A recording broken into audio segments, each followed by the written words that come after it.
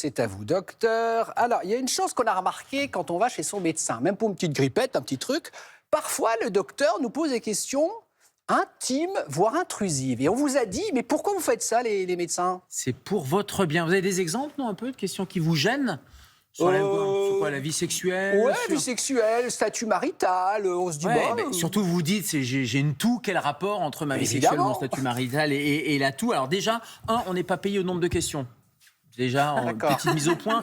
Deuxièmement, c'est pas de la curiosité malsaine, mais c'est vrai que ça peut gêner, surtout dans une société où une certaine pudeur, parfois il y a des questions politiquement incorrectes, etc. Et c'est le Huffington Post d'ailleurs qui pose la question, voilà, et qui donne les réponses surtout. Voilà pourquoi les médecins posent des questions aussi intrusives. Alors, elles ne sont pas intrusives, mais elles vont nous aider. Et quand vous dites « j'ai une petite grippette », oui, mais il peut y avoir des maladies sexuellement transmissibles qui ont une traduction pulmonaire, par exemple. Voilà pourquoi exemple déjà, on va vous poser cette question qui, pour vous, n'a pas de rapport, mais en fait, pour nous, nous aide à avancer dans le diagnostic. Donc ça veut dire que ce genre de questions, il y a d'autres questions comme ça qui permettent d'affiner un diagnostic? Est-ce que vous dormez bien ? Ça peut paraître surprenant. Lors d'une consultation médicale, vous venez pour autre chose, ou pour un bilan, ou pour des vaccins. Et Sylvie, elle dit non, je dors. Vous voulez d'autres questions un peu intrusives?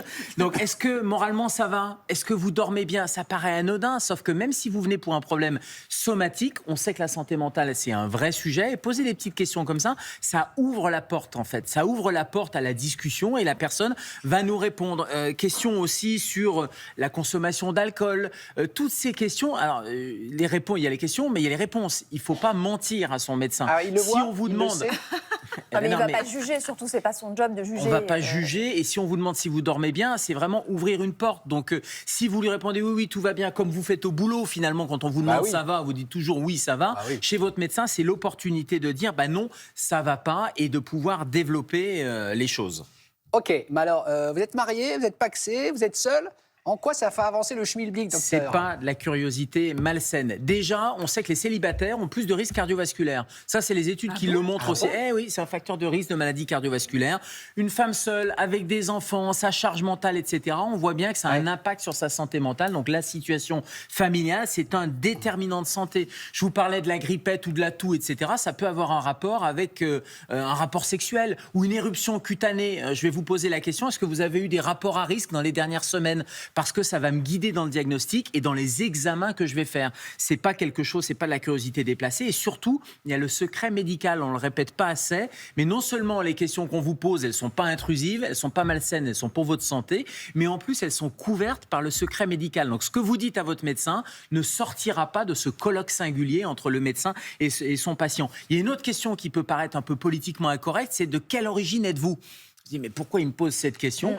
Parce qu'il y a plein de maladies qui sont liées à l'origine ethnique, à l'origine géographique. La drépanocytose, par exemple, on sait que c'est prédominant pour les populations d'origine africaine, méditerranéenne ou moyenne-orientale. La thalassémie, pareil, la fièvre méditerranéenne familiale, c'est une fièvre un peu récurrente. Cette maladie périodique avec des douleurs abdominales, avec de la fièvre. On sait que c'est plus fréquent dans le Maghreb, le Moyen-Orient, les juifs séfarades. Donc tout ça, c'est pas des questions qui sont anodines. L'hypertension artérielle aussi. Le diabète de type 2 dans les populations sud-asiatiques. On sait qu'il y a des zones comme ça de prévalence sur la planète. C'est pas une histoire politique ou autre, ou c'est pas une histoire de discrimination. Et merci de le rappeler, Maya. On n'est pas là pour juger. On est là vraiment dans la bienveillance et on est là pour avancer dans le diagnostic. Donc c'est parfois un peu gênant pour vous, mais en fait ça fait avancer le schmilblick. C'est un puzzle qu'on est en train de reconstituer. D'accord. Donc prochaine fois on répond à toutes les questions de son docteur sans mentir. Combien de verres par semaine? Oh, pas beaucoup. Voilà. Merci, c'est docteur. pas lui qu'il faut poser la question. Oui, tournez-vous vers la patiente de droite. Merci, docteur. Vous savez qu'on n'est pas en consultation, hein, Sylvie, donc a priori... Mais c'est pour ça que je ne répondrai pas. Ça ne sortira pas de Télématin.